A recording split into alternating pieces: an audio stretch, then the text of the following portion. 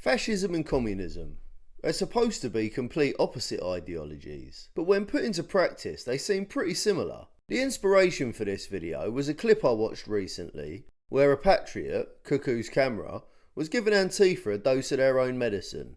Let's give it a quick watch and we'll get into it. Always square, that's an Antifa flag, do you know that? What's the problem with Antifa? Yeah. You search up, mate. You search up and you'll understand.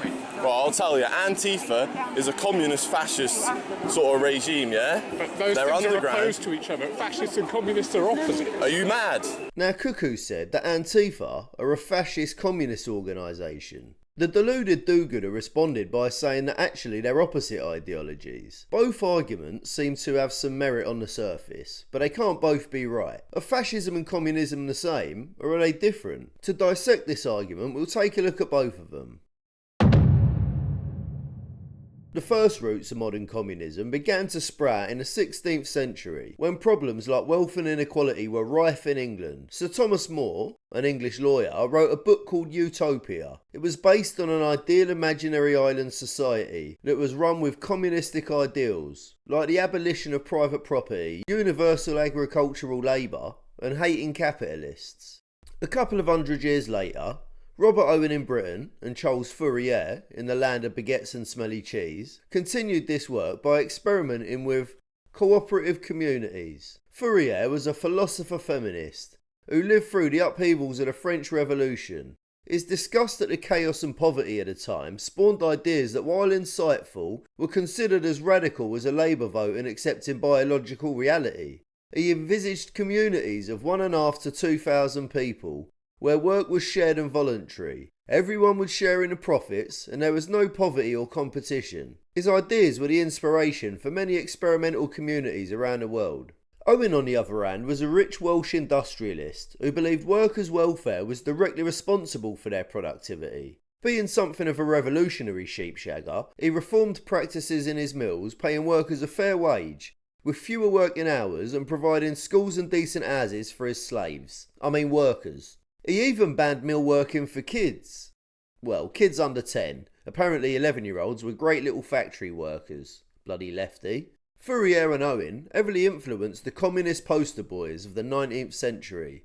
Beard bros Karl Marx and Friedrich Engels. Although the latter two commies believed Fourier and Owen correctly identified the problems of society, they thought they were a right pair of softies, relying on society turning to communistic ideals voluntarily. Too much carrot and not enough stick. In short, Fourier dreamed the commune, Owen built it, and Marx and Engels weaponised it. Karl Marx and Friedrich Engels were to communism what the Industrial Revolution was to capitalism, really ramping up a vague ideology and giving it a healthy dose of left-wing steroids, and a hammer and sickle stamp of approval. The infamous authors of Das Kapital and the Communist Manifesto viewed everything through the lens of the class struggle. The fight between those who owned the means of production and the people who worked for them. The proletariat and the bourgeoisie. They believed in a classless society where the workers shared both the labour and its hard-earned fruits, where private property was abolished and everyone would live happily ever after. They also recognised that this could only be achieved through a violent and bloody revolution. Reminds me of the Antifa numpties of the modern age. Now this part is important. Marx and Engels believed in a workers' state, whose sole purpose was to suppress counter-revolution. They believed that once society truly became classless, the state would become obsolete and should disappear. As we know, this ain't how communism turns out in practice. Anyway, drawing upon the insane ponderings of Marx and Engels, Vladimir Lenin, through the proscribed's bloody conflict, brought about their first actual communist state, the United States of Soviet Russia. While Marx and Engels' prediction of the necessity of a bloody conflict to bring about a communist utopia was spot on, their prophecies of the state slowly withering away and becoming obsolete were far from accurate, with the Soviet government actually becoming stronger and more oppressive until its eventual collapse at the end of the last century. So let's round up the basic tenets of communism.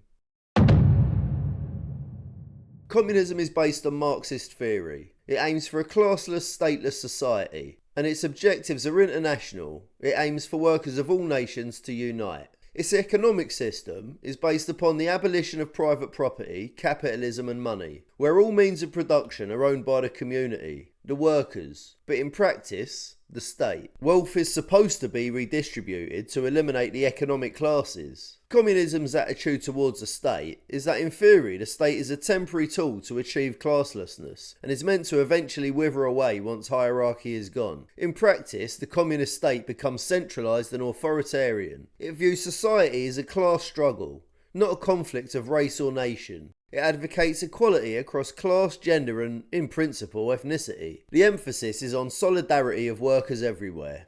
The enemies of communism are capitalism, imperialism, bourgeoisie and the wealthy ruling classes.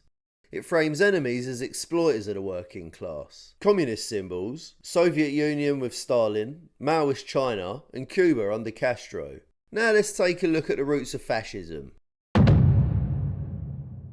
Before fascism even had a name, the seeds were already there, rooted in nationalism, imperialism, and a reaction to the liberal democracies of the late 19th and early 20th centuries. The key ideas that led to fascism were extreme nationalism and the principle that the nation is sacred above all else, the fear of socialism, liberalism, and the rejection of class equality, the glorification of militarism, discipline, hierarchy and obedience, a sort of social Darwinism, that races must compete for survival and the strongest shall dominate. After World War I, many Europeans were disillusioned with the liberal democracies, which in Italy led to the birth of fascism with Benito Mussolini, who surprisingly enough was an ex-socialist who turned into an ultra-nationalist. The word fascist derives from the party he founded in 1919, Fasci di Combattimento, which can be roughly translated as bands of combatants or bands of fighters, based upon the notion that bands of sticks are harder to break than a single twig. After World War I, Italy was in chaos, with poverty, unemployment, a weak government and fear of a communist revolution. Mussolini took power through violence and suppressed opposition through intimidation using his black shirts militia. Within a few years, Mussolini dismantled democracy, censored the press, outlawed opposition and created a one-party state. The core principles of Mussolini's Italian fascism were the state above all, everything within the state, nothing outside the state and nothing against the state. Corporatism, where workers and employers organised into state-controlled groups to prevent class conflict. Militarism and imperialism glorified war and conquest, like their invasion of Ethiopia in 1935. It had a cult of the leader characteristic, with Mussolini as the embodiment of the nation. Italy's fascism transposed itself well onto Germany in the 30s. Old Adolf admired Italian fascism, but he merged it with racist ideology to give a fresh take on an old idea, and brought out Now That's What I Call Fascism 1930s remix, with a rise of the National Social Workers' Party, otherwise known as the Nazis. The Nazi fascist ideology combined racial purity and expansionism for the ultimate form of fashionista fascism. With the German economic collapse after the Great War, Hitler's seeds of national revival, anti-communism and vengeance for the Treaty of Versailles resonated deeply on the fertile ground of the bratwurst-munching German population. Hitler's version of fascism was very similar to Mussolini's, with principles of supremacy of the state, state-controlled capitalism, military expansion, and a cult leader. He also added a racial hierarchy into the mix for good measure, with blonde-haired, blue-eyed Aryans at the top and the Jews on the bottom rung of the ladder. Let's take a tour of the core ideologies of fascism. It's ultra-nationalistic, authoritarian, and often centred on a strong leader with the state above all. It promotes unity of the nation, usually tied to race, culture or identity. It's anti-individualist. The person exists to serve the state. The economic system of fascism allowed for private property and business, but strictly controlled. Corporatism. Industries and trade unions are organised under the state and directed to serve national goals. Profit is tolerated, but of course subordinate to the goals of the state. Fascism's attitude towards the state, well, it views the state as supreme and eternal. Individuals must sacrifice for it. It's hierarchically organised, militarised and glorifies authority and obedience. And it's often led by a dictator with cult-like loyalty. Fascism's view of society is nationalist and often racist or xenophobic. It promotes traditional roles, strict gender norms, family and even religion in some cases. Social unity is achieved through the exclusion of outsiders or enemies. And speaking of enemies, the enemies of fascism are communism, liberalism and anything that weakens national unity. It often targets minorities, immigrants or outsiders. Fascist leaders in history, obviously Mussolini and Hitler, and Franco in Spain.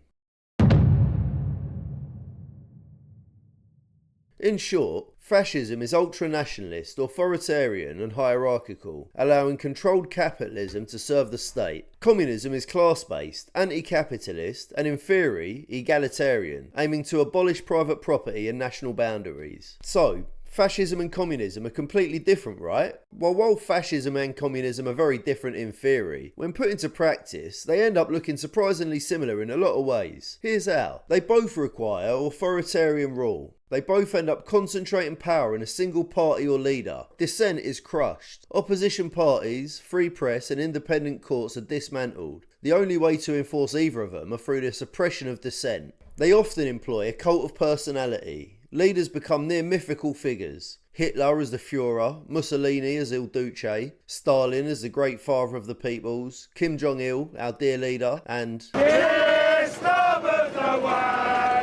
propaganda glorifies the leader as the embodiment of the nation or the revolution. Centralised control and suppression of individual freedoms. They both use heavy state control over everyday life. Speech, education, culture, even family values or religion are curtailed or controlled. The individual is expected to serve the state or the collective. Secret police and surveillance. Well, fascists had the Gestapo, communists had the KGB, and Keir Starmer is the Metropolitan Police. Ordinary people lived in fear of being reported by neighbours, colleagues, or even family. Violent repression. Both systems used imprisonment, exile, and execution against perceived enemies. Fascists targeted racial, ethnic groups and political enemies, and communists targeted class enemies and political rivals. In practice, both meant mass killings through the gulags or the concentration camps. Propaganda and indoctrination. Control of the media, education, arts and public discourse. Constant messaging that the state's ideology is the only truth. Enemies are demonised and history is rewritten. Citizens are taught what to think through propaganda and schooling.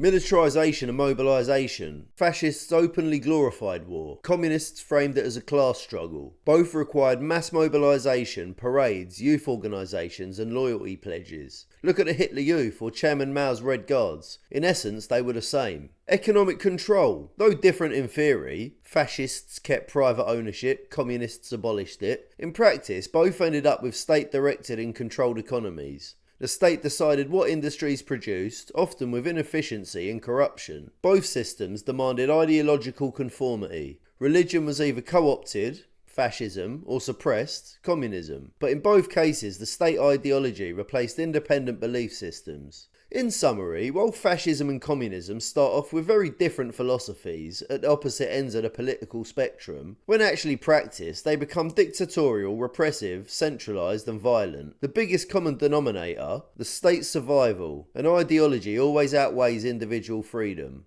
Almost all of these characteristics I've just listed are playing out today from both the left and the right, although admittedly the left is far worse. Just look at what Labour have done in the past year. The suppression of freedom of speech, demonising concerned patriots as far-right and Nazis, complete control of the media and propaganda, telling you what to think, and they're even trying to control us through digital IDs and central bank digital currencies. They're indoctrinating the youth with gender dysphoria and all sorts of other nonsense. And it seems old two-tier Keir is a big fan of authoritarian rule, unless you're a rapey Muslim of course. So, to the Starmer supporters and the fans of Farage, when the left and the right are pushed to extremes, the outcomes are almost indistinguishable. So let's not get too extreme. There is absolutely nothing wrong with national pride and patriotism, or wanting equality and kindness. But let's always try to find common ground with our opposition, and not get too murdery, or we end up with people like Hitler, or Comrade Starmer at the helm. And then we're all fucked. We need to get control of our borders, crack down hard on crime and stop arresting people for hurty words they say on Twitter. I mean, the solution to bad speech is more speech. People aren't extreme by nature, but they become more extreme when you push them to the limits of their patience. Like letting random vapists into the country and putting them up in 4-star hotels while veterans starve and grannies die of hypothermia. I hope you enjoyed that dive into rusty politics. Much love and good night.